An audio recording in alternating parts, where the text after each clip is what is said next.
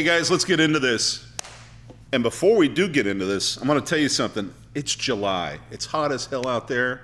You got to get out, take your family somewhere, head over to Mike Thompson RV, get one of those beautiful RVs, and go travel the United States with your family and hit all the coastal towns so you can, be where it's cool. But anyway, MikeThompson.com. You'll love it. Hey, today I'm hanging out with a good buddy of mine. He is, I'm a little jealous of him because he was Citizen of the Year in 2020 or of the decade or whatever. That's special people. I'll never get that. But my friend Joe is going to be running, or is, for City Council in Newport Beach, and that's why we're doing this today. You all know I'm a Newport Beach cat, and that's just what it is. And I love this guy. And I want you to get to know him. This isn't a sales pitch. This isn't any of that kind of stuff. We're just having a conversation about where Joe came from. Hey, Joe, how you doing, brother? I'm doing well, Hammer. Great to see you. Thanks for having me. What an incredible garage you have here. This is going to be so much fun. Thank you, brother. I appreciate it. Thank you for coming today. And, I think it's real important for people to understand. I never got that with the candidates at the last minute. They come out and they're in their ties and their suits and telling us what you're going to do for them. What I want to know what the people out there want to know is the man, the myth, the legend, and how the hell you became the superstar of Newport Beach and the man of the year, right?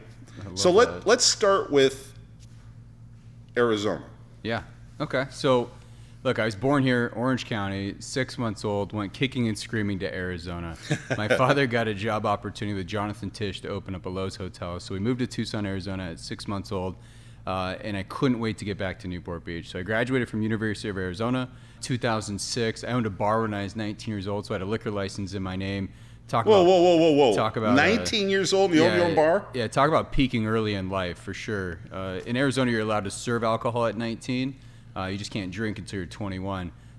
It's interesting because for me, it was an opportunity to take things I was learning in business school. I got a dual degree in finance and entrepreneurship, and I was taking things I was learning in class and applying it to my business in the evening.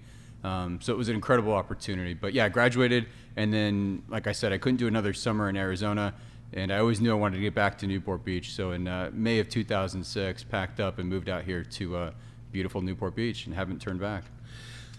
But I'm going to jump back to Arizona for a minute. At 19 years old, anybody out there, that's incredible to have your own pad, your own bar, your own business, and be going to school. Where did you get that work ethic? Yeah, it's a mentality where I think growing up with two parents that were entrepreneurs, my mom in sales her entire life, building her own business, and my father had a restaurant and a bar, came from the hospitality industry.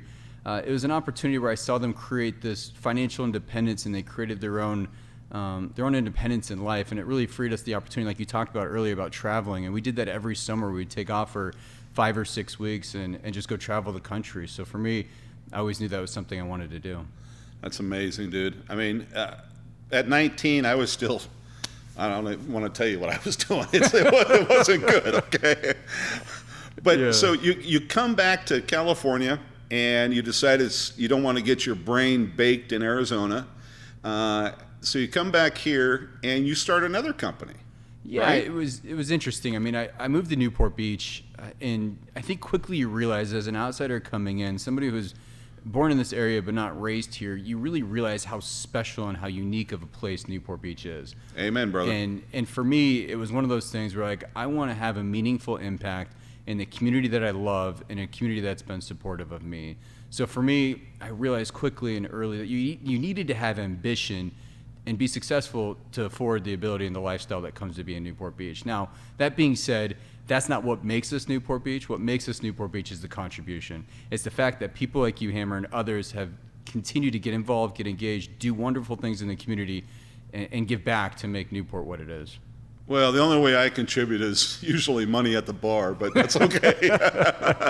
So I do contribute. There you go. But what's cool is that, you're not a poser. We've had a lot of people, and I'm not going to get into this because he's going to be running for city council, but I'm not going to get into this, but we've had a lot of posers on city council, and you're not that guy. You are an authentic guy. You're an athlete. You love body surfing. you're not the greatest surfer on the planet like me. But you enjoy this stuff, right? I love it. I mean, I'm on the west side of Newport. I live over on 56. It's Echo Beach. I mean, I look back in the 80s and what Quicksilver and everything else did, and the passion and the love and what's going on the west side of Newport. That's the part I really enjoy. So anytime I can get in the water on a weekday or after work, I mean, with sunset hitting the waves, I mean, that to me is what it's all about. That's the thing about Newport. It's got some magic to it, and the one thing is, it's always worried about me is you young cats come in and you want to do too much to it, and you're not that cat. You want to preserve it the way it is, the way us old guys love it. There's always change, as long as it's good change. Like our friend Mario, he's done nothing but amazing things with his restaurants in this town, and we have a lot of other friends like that, Bob Olson and a ton of them, and we can make a list. Yeah. But it's like you said, they contribute instead of taking from. Well, you look at people like you're talking about, Bob Olson, Mario Morovic, Craig Atkins, Bill Line. You look at these people in our community that have done so much. The thing I love about what's going on is that there's local people, local residents in Newport Beach that are investing into what's going on here in Newport Beach. And to me, that is just an incredible thing to see and something that we're so fortunate for. But like you said, I'm not running on a platform of rebuilding Newport Beach at all. I love the city we have. I'm not running on a platform of being upset about anything. There's no ego involved in this. I mean, honestly, it's about maintaining that quality of life that we've all become accustomed to and improving it where we need to, but definitely not running a platform of rebuilding anything. Well, you're going a little further than I would ever go. I saw a picture of you the other day, of you in the fire suit with the mask on, and I got a lot of friends that are firefighters, and I'm not putting that shit on, okay? Yeah. It's not happening. And you're supported by the cops, you're supported by the firefighters, and that's the heart of Newport Beach. I mean, the thing that's important, and everybody out there in your city, I don't care where you live, you need to support the police and fire. Because without them, your life's in jeopardy, believe me. So always support those cats. And that's what Joe does. And that's one of the things we love about him. And that's integrity, Joe. Yeah.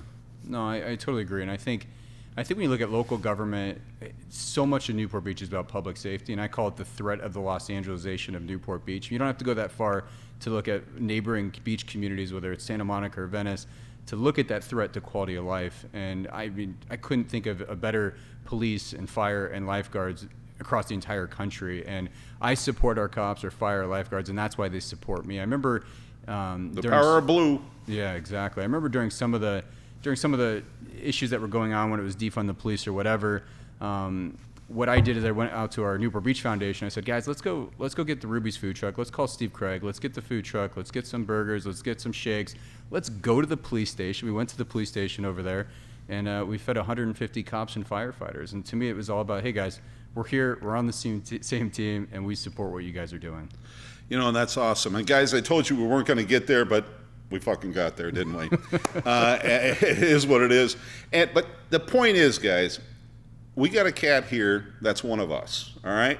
And that's going to support us.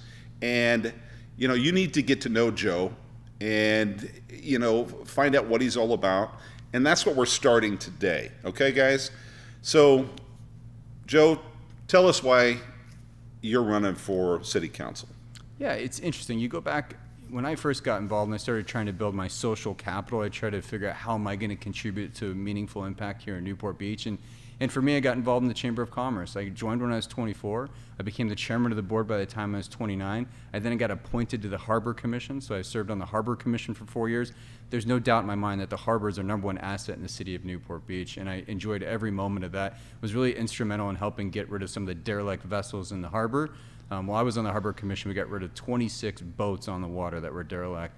I was then tapped on the shoulder to serve on the Finance Committee, so I spent the last 6 years serving on the Finance Committee. I think it's so important understanding the fiscal responsibility that we have as electeds if I'm given the opportunity to serve. And we came out of a pandemic with a $31 million surplus.